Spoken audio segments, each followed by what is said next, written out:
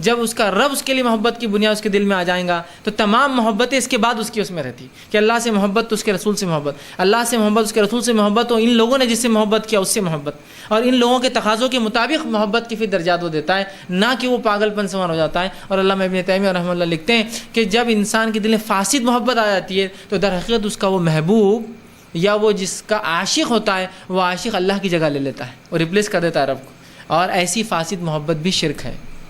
اور اس کا نتیجہ وہ کہتے ہیں یہ فاسد محبت میں جو اپنے محبوب کو انسان رب بنا کے شرک کرتا ہے، اس کی دلیل یہ کہ اگر اس کو اس کا محبوب نہ ملے تو اپنے آپ کو مار لیتا ہے، کہ تو سمجھتا ہے اب زندگی ختم ہو گئی۔ ہوتا ہے نا، میں وہ لڑکے سے نکاح نہیں ہوا تو میں اپنے آپ کو مار لوں گی، وہ لڑکی سے نکاح نہیں ہوا تو میں اپنے آپ کو مار لوں گا۔ تو گویا اب اس کی زندگی، اس کی عبودیت رب کے لیے نہیں ہے، اس کی عبودیت اپنے عاشق کے لیے، اپنے محبوب کے لیے۔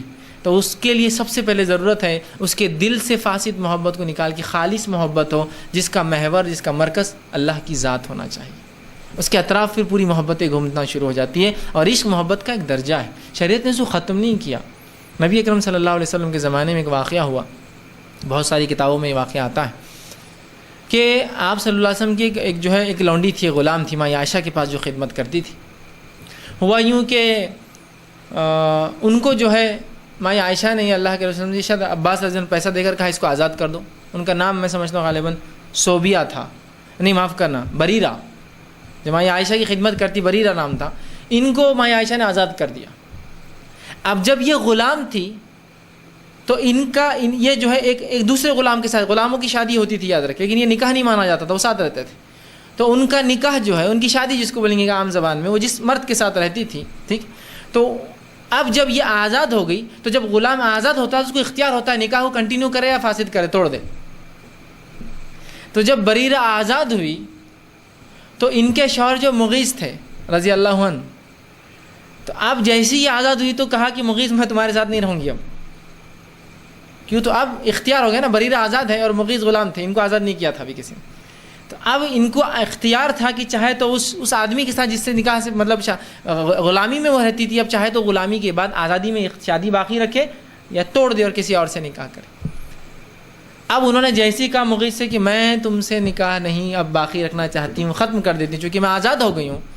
روایت میں آتا ہے کہ انس بن مالک رضی اللہ عنہ فرماتے ہیں کہ مغیث کو میں نے دیکھا اور مجھے آج بھی لگتا ہے، بلکہ معاف کرنا عبداللہ ابن عباس فرماتے ہیں مجھے آج بھی مغیث کا وہ چہرہ یاد ہے کہ وہ مدینے کی گلیوں میں گھومتا اور اس کی آنسوؤں سے اس کی داڑھی تر تھی کہ مجھے بریرہ چھوڑ کر چلے گی، اب مجھے کوئی اس سے ملا دے۔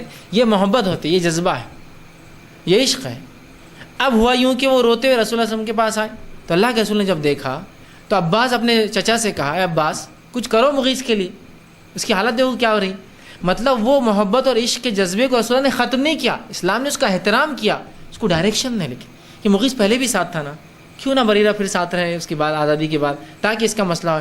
لیکن عباس رضی اللہ عنہ کو کیوں کہا کہ عباس سوچو، عباس پیسے والے تھے، آزاد کر دو اس کو بھی، تم پیسہ دو گے تو یہ بھی آزاد ہو جائیں گا، تو پھر بریرہ آزاد ہے، ہو سکتا ہے غلام ہونے کی وجہ سے بریرہ اس سے نکاح واپس نہیں رکھنا چاہ رہی، یہ آزاد ہو جائیں گے، ہم نکاح کر دیں گے۔ واقعہ بہرحال بات لمبی ہے، واقعہ بعد میں کیا وہ جانے دیجیے۔ اس کے بعد ہوا یوں کہ آپ صلی اللہ علیہ وسلم نے کہا کہ مغیث تم گھبراؤ مت، میں تمہارے طرف سے سفارش کرتا ہوں، ٹھیک ہے۔ مطلب عشق اور یہ محبت کا جذبہ شریعت نے اس کو تسلیم کیا، لیکن لمیٹیشنز، باؤنڈریز ہے اس کی، کہ تو مغیث کے لیے کوئی بریرہ ایسی محبت بھی نہیں تھی کہ وہ نہ ملے تو جا کے کود جائیں گے اور خودکشی کر لیں، لیکن محبت تھی، اس کا تقاضا تھا اور رو رہے تھے۔ کہا ٹھیک ہے میں جاتا ہوں۔ وہ گئے اور کہا بریرہ دیکھو کہ مغیث بڑا اچھا انسان ہے، تم چاہو تو اس سے اپنا نکاح باقی رکھو۔ تو انہوں نے پوچھا اللہ کے رسول یہ آپ کا حکم ہے یا مشورہ ہے، مجھے جواب دیجیے۔ تو کہا میرا حکم نہیں ہے، میں مغیث کی طرف سے سفارشی بن کر آیا ہوں۔ تو اللہ کے رسول نے محبت کے لیے سفارش بھی کی، لیکن یہ رائٹ ڈائریکشن میں تھی، یہ صحیح سمت میں تھی کہ دو لوگ ہیں جو واقعی میں دین پر عمل کرے، اور کوئی تیسرا آدمی کہے کہ یار واقعی میں دو لوگ بڑے اچھے دیندار ہیں، کیوں نہ ان کا نکاح ہو جائے، کیوں کسی اور کو دیتے ہو نکاح میں، اس لیے کہ اچھے لوگ ملیں گے تو اچھی نسلیں چلیں۔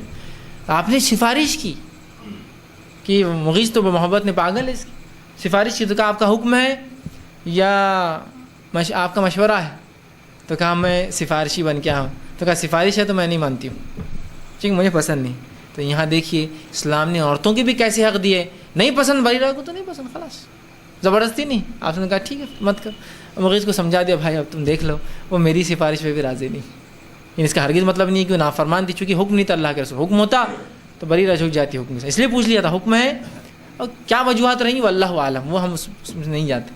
لیکن یہاں اسلام نے خود اللہ کے رسول صلی اللہ علیہ وسلم نے اس جذبے کو تسلیم کیا محبت کی, کہ وہ رو رہے تھے. یہ نہیں کہا کیا پاگل ہے, ایڑے چالے کرے روتے گھوم رہے تم چلو, نہیں کہا.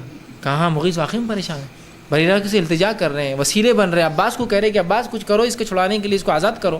ٹھیک ہے, تو پتہ چلا اگر یہ محبت رائٹ ڈائریکشن میں ہو تو آپ اس کی مدد کر سکتے ہیں, سفارش کر سکتے ہیں. اچھا, لیکن آج کل جو معاملہ ہوتا ہے جو ہے یہ بہت بری ہے. تو سب سے پہلے ہم کو ایسے لوگوں کو جو عشق مزاجی میں یا اس کی فاسد نقصانات میں پھنسے, ان کے دل کے محور کو اور مرکز کو دنیا کے اپنے محبوب کے عشق سے نکال کر اللہ کی محبت میں ڈالنا ہے. جب وہ محبت آ جائیں گی تو پھر ایسے کئی لوگ ملے نہ ملے اس کو پرواہ نہیں ہوتا. ٹھیک ہے, تم آتے آؤ, نہیں آتے اگلا کوئی دیندار اور اچھا انسان ملے گا, اور اس کے بعد اگلا, اور اس کے بعد اگلا, ہے نا.